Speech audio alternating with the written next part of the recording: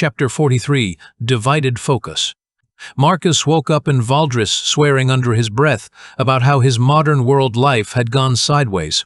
Not for him, but for someone he cared about, and he couldn't do anything to help while he was here. The frustration ate at him as he prepared to face another day of impossible preparations. I have to concentrate on Valdris. The feelings of being stuck between both worlds were overwhelming to him. The modern world problems piling up really hurt him emotionally. When he stepped outside, Marcus realized people were gathering in small groups, whispering to each other with obvious concern.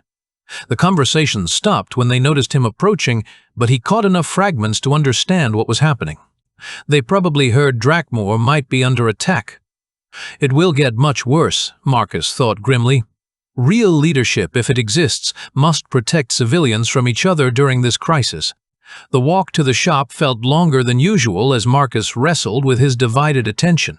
Every step reminded him of responsibilities pulling him in different directions. But Tom and Palwan were counting on him, and the city's survival depended on completing Celestine's impossible mission. When he arrived at the shop, he found Palwan, Tom, Aldrich, and Sara talking and laughing together around a workbench. The sound of genuine happiness felt strange given everything happening around them. When Palwan saw Marcus, she stopped laughing immediately. Does she think I am head of this family? Marcus wondered. A replacement in this life for her group mind over there?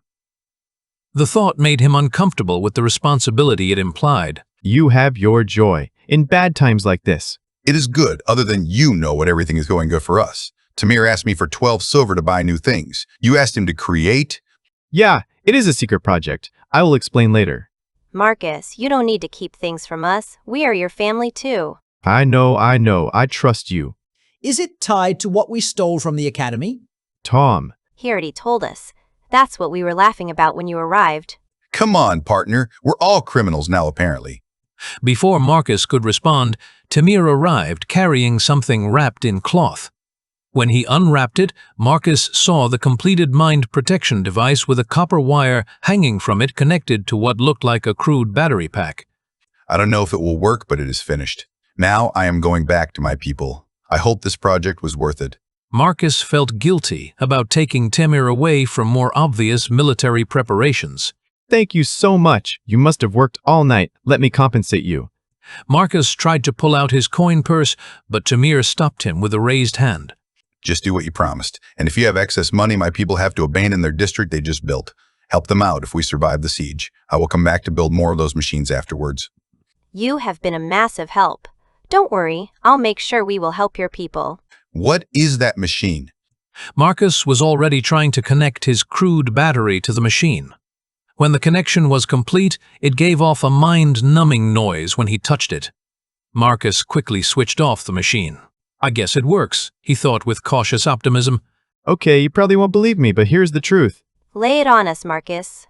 The crazy woman Celestine can travel between worlds. What? Worlds? That is not the crazy part. You can fight 20 people and turn parts of your skin hard. Palwan can open portals. Why are you surprised? Marcus? He probably wasn't surprised at the travel part, but the other worlds part. Oh! Yeah, there are other worlds with people. Now suppress your questions and let me explain.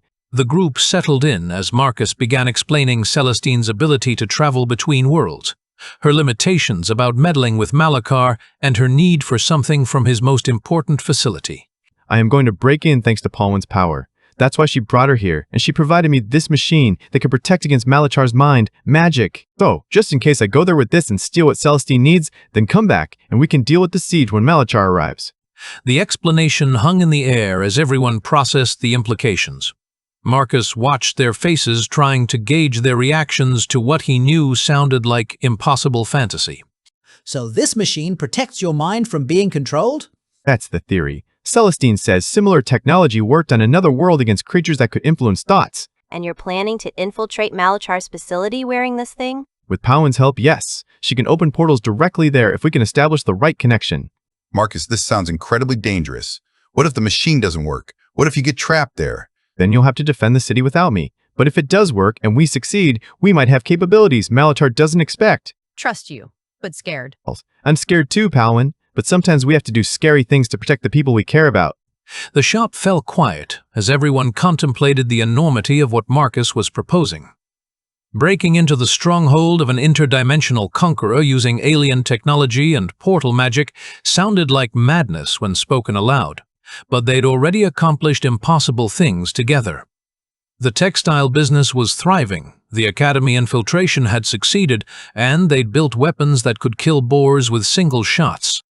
The mind protection device represented their best hope for success, but it also represented enormous uncertainty. Would alien technology work against Malachar's magic? Could they infiltrate his facility without being detected? Would Palwan's portal abilities be enough to get them in and out safely? Lee's questions couldn't be answered until they attempted the mission. But standing in their shop surrounded by people willing to risk everything for each other and their community, Marcus felt ready to find out. The real test was about to begin.